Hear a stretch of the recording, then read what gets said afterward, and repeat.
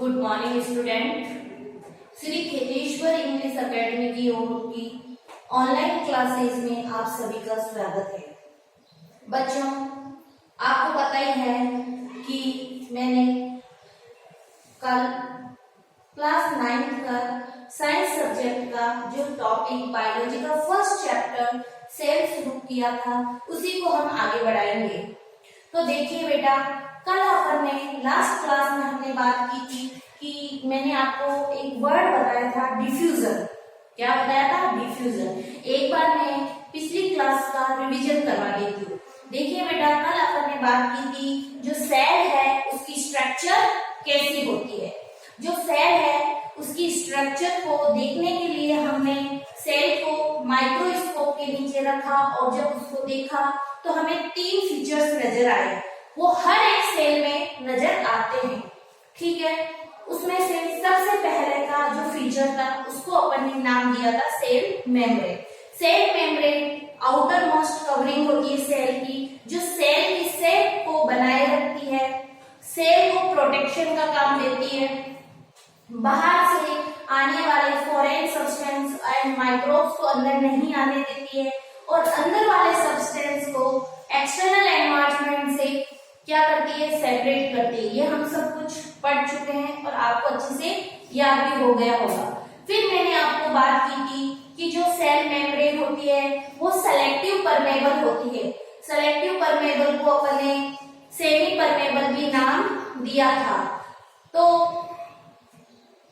आपको अच्छे से पता होगा कि सेलेक्टिव परमेबल का मतलब होता है सिलेक्शन करना कि मेरे अंदर कौन आएगा और कौन नहीं आएगा। यानी कि हम भी तो अपने घर में सिलेक्शन करते हैं ना कि कौन से हमारे गेस्ट अंदर आने लायक है, कौन ऐसे थोड़ी राह चलते किसी को भी अंदर आने देते नहीं। तो सेल मेम्ब्रेन का सबसे मेन इंपॉर्टेंट फीचर क्या है? Selective permeable. तो सेलेक्टिव परमेबल का मतलब होता है सिलेक्शन करना कि कौन अंदर आएगा और कौन बाहर जाएगा।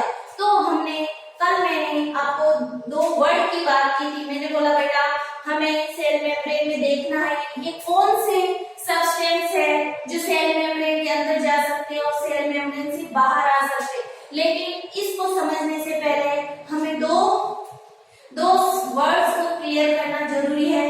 मैंने आपको डिफ्यूजन बताया था और डिफ्यूजन का सबसे बढ़िया एग्जांपल मैंने आपको अगरबत्ती का दिया था। जो अगरबत्ती होती है उसको हम रूम के इस कोने में जलाते हैं और वो अगरबत्ती कि इसमें पूरे घर में फैल जाती है। तो ये कैसे फैली? यानी कि हमें पता चला कि यहाँ जो अगरबत्ती के पार्टिकल्स थे वो धीरे धीरे मूव हुए और पूरे घर में फैल गए। और ये कब तक फैलते रहते हैं? जब तक इनका एक यूनिफॉर्म मिक्सचर नहीं बन जाए। यानी कि यहाँ जितने पार्टिकल्स है उतने पार्टिकल्स हर जगह होगी। तो जब आप अगरबत्ती जलाते हो उस वक्त जहाँ आपने जलाई है वहां ज्यादा स्मेल होती है, लेकिन थोड़ी देर बाद 1-2 घंटे के बाद आप देखते हो कि वो स्मेल सब जगह बराबर से फैल जाती है। तो ये जो फैलने वाला है, ये जो मेथड है कि सब्सटेंस का अपनी higher concentration to lower concentration की ओर मूव होना डिफ्यूजन कहलाता है। ठीक है बेटा, आपको समझ में आ गया? आज अपन फिर मैंने आपको बात की थी एक और वर्ड है जिसका नाम होता है ऑस्मोसिस। डिफ्यूजन और ऑस्मोसिस, डिफ्यूजन और ऑस्मोसिस लगभग एक जैसे, बस एक अंतर होता है कि उसके अंदर जो पार्टिकल्स होते हैं वो केवल और केवल सॉल्वेंट के होते हैं, वाटर मॉलिक्यूल्स होते हैं या फिर सॉल्वेंट होते हैं। और ये अपने higher concentration to lower concentration जाते वक्त इनके बीच में एक सेमी परमेबल मेम्ब्रेन होती है। तो बेटा आज मैंने यहाँ पर ऑस्मोसिस टॉपिक लगाया है। जो मैंने बात की थी जो सेल मेम्ब्रेन होती है उसको अपन प्लाज्मा मेम्ब्रेन भी बोलते हैं। जो प्लाज्मा मेम्ब्रेन होती है वो क्या करती है? उसमें मैंने आपको बताया सेलेक्टिव परमेबल, यानी कि कुछ ही सब्सटेंस होते हैं जो उसमें से मूव कर सकते हैं। तो वो मूव होने वाला प्रोसेस कौन सा होता है? Osmosis. Transport across the plasma membrane by osmosis, यानी कि ट्रांसपोर्टेशन का जो प्लाज्मा मेम्ब्रेन में काम होता है वो कौन से मेथड के थ्रू होता है? ऑस्मोसिस। आपको ये नाम ध्यान रखना होगा कि प्लाज्मा मेम्ब्रेन में से सब्सटेंस का जो ट्रांसपोर्टेशन होता है वो किसके थ्रू होता है? ऑस्मोसिस के देखिए, देखो बेटा, मैंने यहाँ पर एक वर्ड लिखा है सॉल्यूशन। आप जानते हो सॉल्यूशन क्या होता है?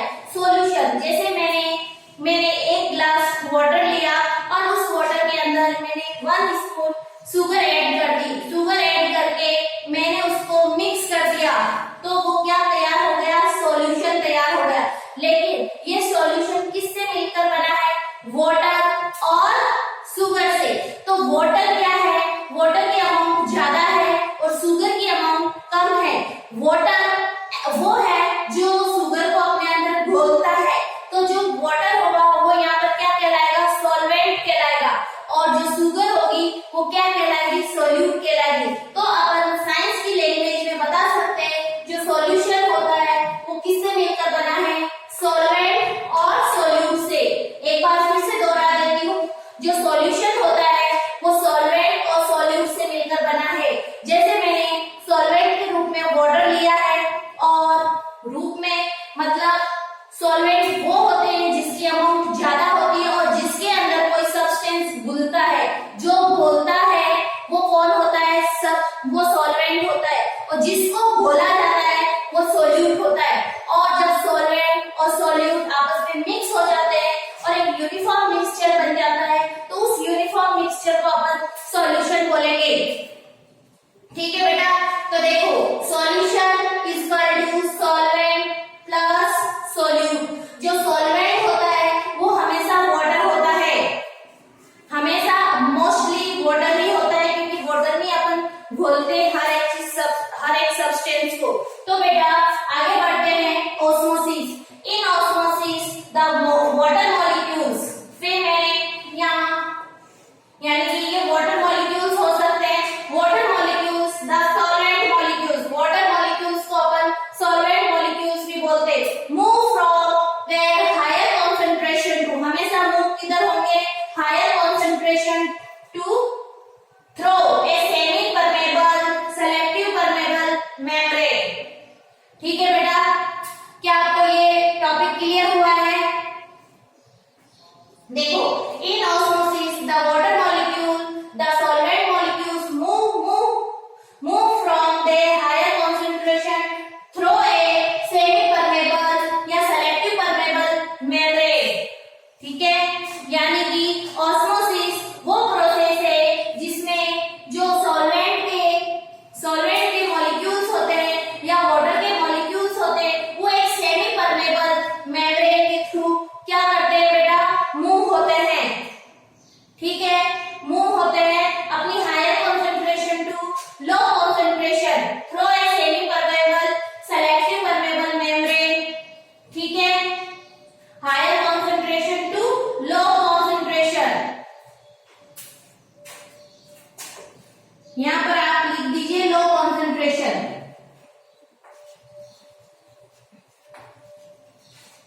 अगर आपको ये समझ में नहीं आ रहा तो यहाँ पर ये पॉइंट लगा दीजिए, एक word higher concentration to low concentration through a semi permeable selective permeable membrane. ठीक है बेटा, ये आप लिख देना प्लीज यहाँ पर, क्योंकि आपको थोड़ी समझने में दिक्कत आएगी कि हायर कंसंट्रेशन टू किधर मूव है, तो लो कंसंट्रेशन। ठीक है बेटा, एग्जाम्पल मैंने इसका लिखा है absorption of water by plant roots. Absorption of water by plant roots, यानी कि जो प्लांट्स की रूट्स होती है उनके थ्रू होने वाला एब्जॉर्प्शन भी किसका एग्जाम्पल है? ऑस्मोसिस का। ऑस्मोसिस 2 टाइप्स के होते हैं, एंडो ऑस्मोसिस और एक्सो ऑस्मोसिस। ये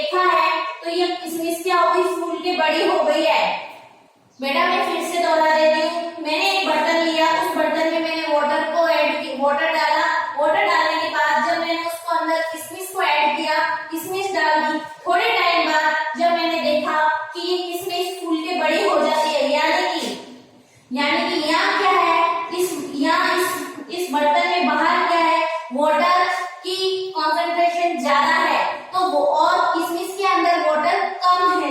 इस कारण से वाटर अपनी higher concentration to low concentration की ओर मूव करता है। और ये किशमिश की जो मेम्ब्रेन है वो कौन सी है, सेलेक्टिव परमेबल, और ये वाटर इसके अंदर चला जाता है और ये फूल के बड़ी हो जाती है। इसको हम क्या बोलेंगे, एंडोऑस्मोसिस।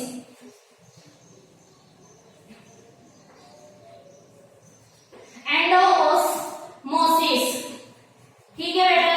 इसी तरह अगर मैंने यहाँ पर मैंने वाटर लिया है, ठीक है, ये मेरा वाटर है, सॉल्वेंट क्या है, वाटर, इसमें क्या हुआ, ओनली वाटर मूव किया है सेमी परमेबल मेम्ब्रेन से। अब मैंने क्या किया है, अब मैंने एक बर्तन लिया है और उसके अंदर मैंने चूने का पानी, लाइम वाटर को ऐड किया है, यानी कि मैंने इसके अंदर क्या डाल दिया, लाइम वाटर। लाइम वाटर यानी चूने का पानी, लाइम वाटर। एक मिनट, यहाँ से आपको क्लियर नजर नहीं आएगा, मैं थोड़ा इधर लिख देती हूँ। ये बर्तन है, इस बर्तन में मैंने क्या डाला है, लाइम वाटर डाला है, लाइम वाटर यानी कि चूने का पानी डाला है। और इसके अंदर मैंने किशमिश, इस फूली हुई किशमिश को, या आप बोल सकते हैं अंगूर को डाल दिया है। अगर मैंने अंगूर को डाला है, वो फूला हुआ है अंगूर, लेकिन जब थोड़ी देर टाइम बाद जब मैं इसको देखूंगी तो ये मेरे को सिकुड़ा हुआ नजर आएगा, एकदम सिकुड़ के ये श्रिंक हो जाएगा और मेरे को ऐसा नजर आएगा। इसका क्या मतलब है, इसका मतलब है इसके अंदर देखो बेटा, जो लाइम वाटर था, लाइम वाटर की जगह आप शुगर भी ले सकते हो, और इसका मतलब लाइम वाटर में वाटर की कंसंट्रेशन कम है इस ग्रेप की तुलना में। इस कारण से यहाँ का वाटर बाहर आ गया है और ये श्रिंक हो गई है, और इसको हम बोलेंगे एक्सोऑस्मोसिस। ठीक है बेटा, मैं आशा करती हूँ आपको ये समझ में आया होगा। एक बार मैं फिर से दोहरा देती हूँ, कुछ नहीं होता है, बस आपको इतना ध्यान रखना है कि हाँ, सॉल्यूशन जो होता है वो सॉल्वेंट और सोल्यूट से मिलकर बना है। सॉल्वेंट का मतलब होता है कि वाटर। अपन यहाँ सॉल्वेंट की कंपैरिजन किससे करेंगे, वाटर से करेंगे, क्योंकि वाटर में कोई भी सब्सटेंस को अपन घोल सकते हैं, यानी कि सॉल्वेंट वो होता है जिसके अंदर अपन किसी सब्सटेंस को घोलते हैं और उस सब्सटेंस की तुलना में सॉल्वेंट की अमाउंट बहुत ज्यादा होती है। समझ में आ रहा है? जैसे मैंने एक गिलास वाटर लिया, उसके अंदर मैंने 2 चम्मच या 3 चम्मच चीनी ऐड की, लेकिन फिर भी मेरे वाटर की अमाउंट ज्यादा है, तो जो वाटर है उस चीनी को अपने अंदर घोलेगा, तो वाटर क्या कहलाएगा, यहाँ पर सॉल्वेंट कहलाएगा। और सॉल्वेंट की अमाउंट सोल्यूट से हमेशा ज्यादा होती है, और जो सोल्यूट होता है वो सब्सटेंस होता है जिसको सॉल्वेंट के अंदर घोला जाता है। यहाँ चीनी हमारी सोल्यूट हो गई है। फिर हमने ऑस्मोसिस की डेफिनेशन दी थी। ऑस्मोसिस एक ऐसा प्रोसेस है जिसके अंदर वाटर मॉलिक्यूल्स या सॉल्वेंट मॉलिक्यूल्स अपनी higher concentration to low concentration move करते हैं through a semi permeable membrane, यानी कि इनके बीच में एक सेमी परमेबल मेम्ब्रेन का होना बहुत ही जरूरी है। और जबकि हमने डिफ्यूजन में सेमी परमेबल मेम्ब्रेन की बात नहीं की थी, और लिक्विड की तुलना में अपने लिक्विड और सॉलिड की तुलना कंपैरिजन में हमने बताया जो डिफ्यूजन होता है वो गैसेस में ज्यादा होता है, ठीक है, लेकिन ऑस्मोसिस किसमें होगा, ओनली वाटर में होगा, यानी कि लिक्विड में होगा। जो ऑस्मोसिस होता है वो सिर्फ लिक्विड में होता है। बच्चों प्लीज आप इसको नोट डाउन कीजिए। और जो प्लाज्मा मेम्ब्रेन होती है उसमें जो ट्रांसपोर्टेशन होता है वो सिर्फ किसके थ्रू होता है, ऑस्मोसिस के थ्रू, क्योंकि प्लाज्मा मेम्ब्रेन कैसी मेम्ब्रेन है, सेमी परमेबल मेम्ब्रेन। बच्चों यहाँ पर आप लिख देना टू लो कॉन्सेंट्रेशन, प्लीज आप इसको नोट डाउन कीजिए। और फिर मैंने आपको एंडोऑस्मोसिस बताया और एक्सो। एंडो का मतलब अंदर, यानी कि सॉल्वेंट का अंदर आना, और एक्सो का मतलब सॉल्वेंट का बाहर जाना। देखो मैंने यहाँ पर एक बर्तन लिया है और उसके अंदर मैंने वाटर को ऐड किया है, उसमें कुछ किशमिश डाल दिया। आप ये एक्सपेरिमेंट घर पे करते ही हो, ठीक है। किशमिश को मैंने डाला तो मैंने देखा कुछ टाइम के बाद किशमिश फूल जाती है। फूल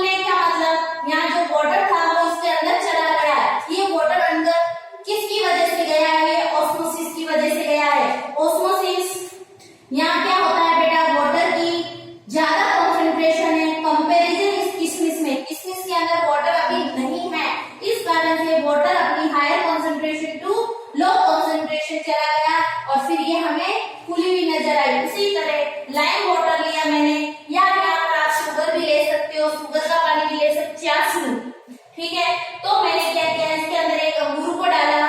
अंगूर को जब मैंने डाला तो अंगूर के अंदर पोटेशियम की कंसंट्रेशन ज्यादा होने की वजह से इसका पानी इस बाहर वाले में आ गया है और ये सिकुड़ गया है, और इसको अपन क्या बोलेंगे, एक्सोस्मोसिस। बेटा प्लीज इसको आप एक बार नोट डाउन कीजिए।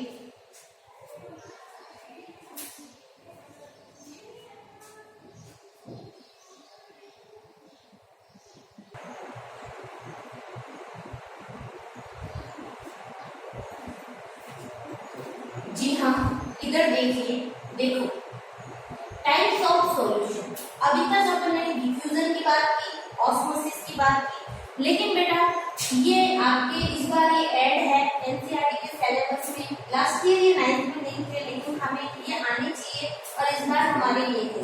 अब हमें अभी अपन ने सॉल्यूशन की बात की थी। सॉल्यूशन में मैंने आपको बताया कि जो सॉल्यूशन होता है वो क्या होता है, सॉल्वेंट और सोल्यूट। यानी कि सॉल्यूशन किससे मिलकर बना है, सॉल्वेंट और सोल्यूट से मिलकर बना है। तो सॉल्वेंट अपन ने बोला था वाटर, और सोल्यूट को अपन ने बोला था कोई भी सब्सटेंस जो उसके अंदर डिसॉल्व होता है। तो सॉल्वेंट, तो बेटा अपन को यहाँ पर सिर्फ और सिर्फ सॉल्वेंट को ध्यान में रखते हुए हमें सॉल्वेंट को माइंड में रखना है, और अपन आगे चलेंगे तो हमें पता चला है जो सॉल्यूशन होते हैं वो 3 तरह के होते हैं, टाइप्स ऑफ सॉल्यूशन। यानी कि जो सॉल्यूशन है सॉल्वेंट प्लस सॉल्यूट को अपन ऐड करते हैं तो 3 तरह के सॉल्यूशन बनते हैं। अब ये 3 तरह के जो सॉल्यूशन है वो कौन से हैं वो हमें अभी पढ़ना है। देखो बेटा मैंने यहाँ पर नाम लिखा है hypotonic solution, isotonic solution and hypertonic solution. जैसा कि आपको नाम से ही पता चल रहा है, चलो आइसो, आइसो का मतलब होता है समान, एक जैसे। हाइपर, अपन बोलते हैं ना हाइपरटेंशन, कितना हाइपर क्यों हो रहा है, इतना गुस्से में क्यों आ रहा है, हाइपर यानी बहुत ज्यादा, और हाइपो इसका हाइपर का अपोजिट हो जाएगा। यानी कि आपको अगर हाइपर का मतलब पता है तो आप हाइपो की भी डेफिनेशन दे सकते हो। तो देखो मैंने सबसे पहले आपको बताया टाइप्स ऑफ सॉल्यूशन। जो सॉल्यूशन के टाइप्स होते हैं वो 3 टाइप्स होते हैं, hypotonic, isotonic and hypertonic. Hypo का मतलब क्या होगा, यहाँ क्या होगा बेटा, कंसंट्रेशन से मतलब है हाइपोटोनिक। कंसंट्रेशन को अपन ने ध्यान में रखते हुए इनको नाम दिए हैं। तो सबसे पहले आप हाइपोटोनिक को अपन समझेंगे। हाइपोटोनिक जो है वेयर द मीडियम और solution surrounding the cell has higher water concentration compare to inside of the cell. यानी कि बेटा मैं ये बताना चाह रही हूँ, जब हम जैसे मैंने आपको एंडोऑस्मोसिस बताया, अभी एंडोऑस्मोसिस में मैंने क्या किया, एंडोऑस्मोसिस में क्या होता है, हमने किशमिश को लिया और उस किशमिश को अपने वाटर के अंदर रख दिया। जब वाटर के अंदर अपने किशमिश को रखा तो क्या हुआ, किशमिश फूल गई, यानी कि सारा का सारा पानी किशमिश के अंदर चला गया। लेकिन किशमिश के अंदर जो सॉल्यूशन है, किशमिश के अंदर जो सब्सटेंस है उसमें कंसंट्रेशन कैसी है, ज्यादा है। किसकी तुलना में, इधर वाले सॉल्यूशन की तुलना में। यानी कि जो अपन यहाँ वाटर को ध्यान में रखते हुए चलेंगे तो वाटर क्या है, यहाँ पर जो बाहर जो वाटर है वो क्या है, उसकी कंसंट्रेशन कैसी है, ज्यादा है, और किशमिश के अंदर क्या है, कंसंट्रेशन कम है। किसकी, वाटर की। तो बेटा जो हाइपोटोनिक सॉल्यूशन होता है वो ये होगा वाटर। देखिए आप एक बार देखिए इसको, इसकी डेफिनेशन को देखेंगे तो आपको समझ में आ जाएगा। व्हेन द मीडियम और सॉल्यूशन सराउंडिंग द सेल, कोई सेल है, ये किशमिश क्या होगी, सेल है, कोई सेल है और उसके चारों तरफ जो सराउंडिंग में जो सॉल्वेंट है यानी कि कोई सॉल्यूशन है, तो उसमें क्या है, वाटर की concentration compare to inside of the cell higher. यानी कि ये मैंने किशमिश में एक सेल ले ली है, ये सेल है बेटा, तो ये सेल है, तो इस सेल में क्या होती है, वाटर की जो कंसंट्रेशन है कम है, किसकी तुलना में, बाहर वाले मीडियम, बाहर वाले सराउंडिंग में। यानी कि बाहर क्या है इसके, वाटर, तो वाटर की कंसंट्रेशन बाहर ज्यादा है, अंदर अंदर किसमिस में कम है, यह हम जानते हैं क्योंकि हमने अभी एंडोऑस्मोसिस पढ़ा था। क्योंकि ऑस्मोसिस का मतलब ये होता है कि वाटर का अपनी higher concentration to lower concentration की ओर जाना। जब मैंने यहाँ पर ये जो किसमिस है इसके अंदर क्या है, वाटर कम है और बाहर क्या है, वाटर ज्यादा है, तो बाहर वाटर ज्यादा होने से हमें ये पता चलता है कि देखो as a result the cell will gain water by osmosis, such a solution is known as hypotonic solution। और इसकी वजह से एंडोऑस्मोसिस की वजह से हमारी जो सेल है वो सेल के अंदर क्या होता है, वाटर चला जाता है और जो सेल है वो क्या हो जाती है, फूल जाती है। और ये जो बाहर का जो सॉल्यूशन है वो क्या कहलाएगा, हाइपोटोनिक सॉल्यूशन। हाइपो का मतलब होता है कम और हाइपर का मतलब होता है ज्यादा। तो बेटा यहाँ पर मैंने यहाँ पर हाइपर इसलिए लिखा कि सेल के अंदर, अभी हम इसकी आगे बात करेंगे। देखो एक बार मैं फिर से आपको क्लियर कर देती हूँ, हाइपोटोनिक सॉल्यूशन का मतलब होता है जिसमें क्या हो, सोल्यूट की अमाउंट कम हो। हमें सोल्यूट को ध्यान में रख के चलना है, यहाँ पर बिल्कुल अपोजिट है, आपको कंफ्यूज नहीं होना है। अपन ने जो सॉल्यूशन है उसको 3 कैटेगरी में बांटा है, हाइपोटोनिक, आइसोटोनिक और हाइपरटोनिक। हाइपर का मतलब आपको पता है ज्यादा। अब यहाँ ज्यादा कौन होगा, सोल्यूट ज्यादा होगा, ठीक है। और हाइपो का मतलब क्या होगा, सोल्यूट कम होगा, ठीक है।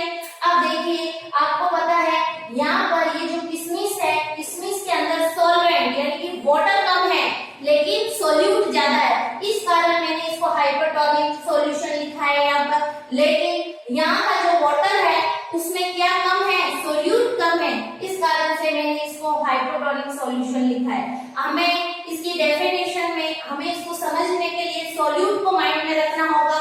अगर सोल्यूट कम है किसी भी सॉल्यूशन में तो वो सॉल्यूशन कैसा कहलाएगा, हाइपोटोनिक सॉल्यूशन कहलाएगा। एक बार फिर से दोहराती हूँ, when the medium or solution surrounding the cell has higher water concentration compared to inside of the cell, अगर कोई भी सेल है उसके बाहर अगर वाटर ज्यादा है किसकी तुलना में, उस सेल के अंदर, इस अंदर के मीडियम की तुलना में, तो इसके रिजल्ट में क्या होगा, इसकी तुलना, इसका परिणाम क्या आएगा, वो जो सेल होगी वो वाटर को गेन करेगी और कौन से प्रोसेस से, ऑस्मोसिस से। और ऐसा जो सॉल्यूशन होगा, ये जो सॉल्यूशन होगा वो क्या कहलाएगा, हाइपोटोनिक सॉल्यूशन कहलाएगा, ठीक है।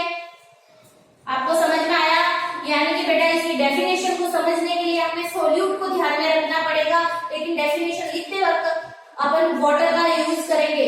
यानी कि हाइपोटोनिक ऐसा सॉल्यूशन जिसके अंदर सोल्यूट की अमाउंट कम है वो क्या कहलाएगा, हाइपोटोनिक कहलाएगा। आइसोटोनिक, नाम से पता चल रहा है, आइसोटोनिक ऐसा सॉल्यूशन जिसमें सेल और सेल के बाहर के मीडियम में बराबर में, दोनों में जो सॉल्यूट है उसकी अमाउंट बराबर है और वाटर एक जगह से दूसरी जगह मूव नहीं करेगा तो वो आइसोटोनिक होगा। और हाइपरटोनिक में क्या होता है, जो सेल होती है उसके अंदर सॉल्यूशन ज्यादा होता है और जो सेल होती है उसमें क्या होगा, अभी एक्सोऑस्मोसिस में अपन हाइपरटोनिक सॉल्यूशन को देखेंगे। तो बेटा एक बार आप इसको नोट कीजिए कि टाइप्स ऑफ सॉल्यूशन क्या है। आप पहले टाइप्स लिखिए, उसके बाद आपको फिर से हाइपोटोनिक सॉल्यूशन लगा के ये सारा लिखना है और ये डायग्राम बनाना है। फिर मैं आगे आपको आइसोटोनिक सॉल्यूशन के बारे में बताती हूँ।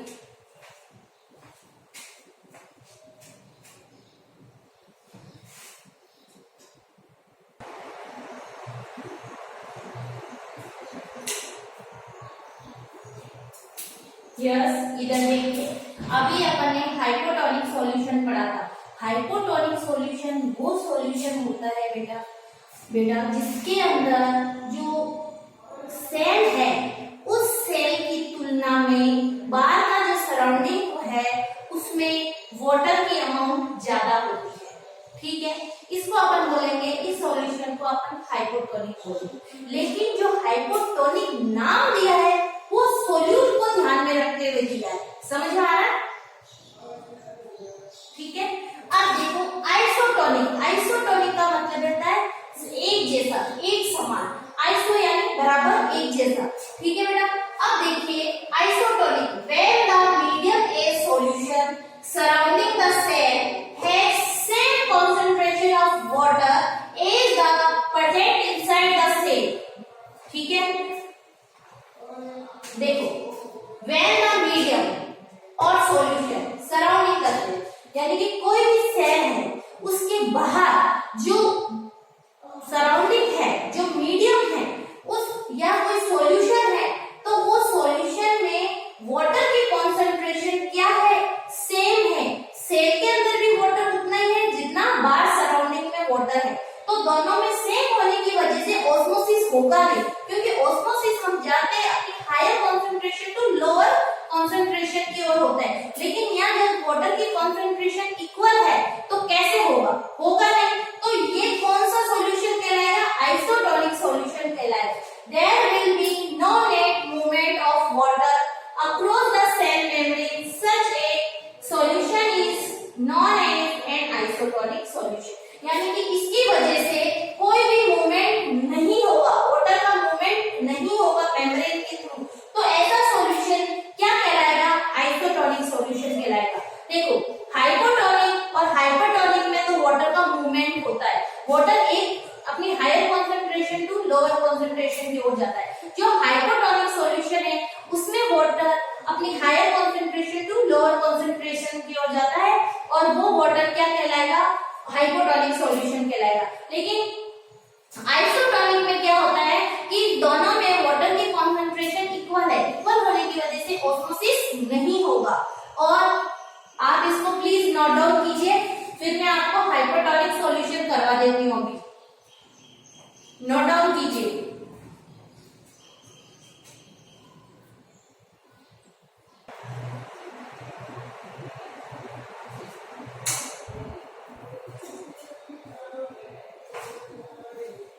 बच्चों इधर देखिए, hypotonic solution, hypotonic if the medium has a lower concentration of water than the same, meaning that it is a very concentrated solution, the cell will lose water by osmosis, such a solution is known as a hypertonic solution। देखो बेटा hypertonic solution सीधा सीधा आपको याद रखना है, hypertonic solution वो solution होता है जिसमें जो सेल है उसके बाहर जो मीडियम है उसकी कॉन्सेंट्रेशन कैसी है, कैसी है, लो है, कैसी है, लो है, ठीक है। जो बाहर जो मीडियम है उसमें वाटर की कॉन्सेंट्रेशन कैसी है, लो है। अगर वाटर की कॉन्सेंट्रेशन लो है तो कौन ज्यादा हो गया, सोल्यूट ज्यादा हो गया। तो अब अभी अपन देखो, आप सोल्यूट से भी इसको समझ सकते हो और सॉल्वेंट से भी समझ सकते हो। सोल्यूट तो ज्यादा होगा बाहर वाले मीडियम में और वाटर क्या होगा, कम होगा। तो ऐसा सॉल्यूशन कौन सा सॉल्यूशन कहलाएगा, हाइपरटोनिक सॉल्यूशन कहलाएगा। और हाइपरटोनिक सॉल्यूशन का सबसे बेस्ट एग्जांपल है एक्सोऑस्मोसिस। अभी मैंने आपको बताया था, मैंने क्या किया, लाइम वाटर ले लिया। लाइम वाटर में क्या है, चूने की अमाउंट ज्यादा है, क्योंकि चूना क्या है, चूना क्या है बेटा, चलो चाशनी ले ली, चलो मैंने यहाँ पर चाशनी ले ली और चाशनी के अंदर मैंने अंगूर को डाल दिया, तो अंगूर के अंदर क्या है, वाटर कम है कि ज्यादा है, ज्यादा है। अंगूर के अंदर वाटर की अमाउंट, वाटर की कॉन्सेंट्रेशन ज्यादा है और चाशनी के अंदर वाटर की कॉन्सेंट्रेशन कम है। तो हम वाटर की कॉन्सेंट्रेशन को बेस मान के कर रहे हैं, तो वाटर की कॉन्सेंट्रेशन यहाँ कम हो गई, यहाँ कम हो गई, तो ये सॉल्यूशन कौन सा कहलाएगा, हाइपरटोनिक सॉल्यूशन कहलाएगा। और इस अंगूर में से वाटर जो होगा वो किधर मूव करेगा, अंदर से बाहर की ओर, और फिर ये श्रिंक होके ऐसे हमें दिखाई देने लगेगी। तो आपको समझ में आया हाइपोटोनिक, आइसोटोनिक और हाइपरटोनिक। हाइपरटोनिक देखो बेटा, मैं एक बार फिर से बता देती हूँ, आप इनको सॉल्यूट से भी समझ सकते सकते हो और सॉल्यूशन से भी समझ सकते हो। मैंने आपको यहाँ पर जो डेफिनेशन लिखाई है वो सॉल्यूशन के आधार पे बताइए। हाइपोटोनिक सॉल्यूशन वो सॉल्यूशन होता है, हाइपोटोनिक सॉल्यूशन वो सॉल्यूशन होता है जिसमें सेल के बाहर का जो मीडियम है, सेल के बाहर जो सॉल्यूशन है उसमें वाटर की कॉन्सेंट्रेशन ज्यादा होगी। हाइपो में वाटर की कॉन्सेंट्रेशन ज्यादा होगी तो वाटर बाहर से अंदर की ओर मूव होगा और क्या हो जाएगा, एंडोस्मोसिस हो जाएगा। आइसोटोनिक में मैंने बताया है कि बराबर, यानी कि सेल के अंदर और सेल के बाहर जो है वाटर की कॉन्सेंट्रेशन बराबर है, इस कारण से मूवमेंट नहीं होगा, किसका, वाटर का मूवमेंट नहीं होगा। और जो हाइपरटोनिक सॉल्यूशन है, हाइपरटोनिक सॉल्यूशन में क्या होता है, जो बाहर सेल के बाहर जो है उसमें क्या है, उसमें वाटर की अमाउंट कम है और सोल्यूट ज्यादा है। वाटर की अमाउंट कम होने से सेल की तुलना में वाटर की अमाउंट बाहर के सराउंडिंग में ज्यादा होने से सेल के अंदर का वाटर बाहर के सराउंडिंग में आ जाता है और इसको हम एक्सोऑस्मोसिस बोलते हैं और हमारी सेल श्रिंक हो जाती है। अब जो इसके अंदर क्या है, वाटर ज्यादा है इसके कंपैरिजन में, तो ये कौन सा सॉल्यूशन हो गया, हाइपोटोनिक सॉल्यूशन हो गया। और ये जो वाटर है इसमें ये वाटर में हमने यहाँ पर क्या ली है बेटा, चाशनी ली है। इस चाशनी में वाटर की अमाउंट कम होने से इसको अपन हाइपोटोनिक सॉल्यूशन बोला है। ठीक है, मैं उम्मीद करती हूँ आज की क्लास आपको अच्छे से समझ में आया होगा। आज हमने ऑस्मोसिस पढ़ा और सॉल्यूशन के टाइप्स पढ़ा। थैंक यू क्लास, कल मिलते हैं। एक बार इसको नोट डाउन कर लीजिए।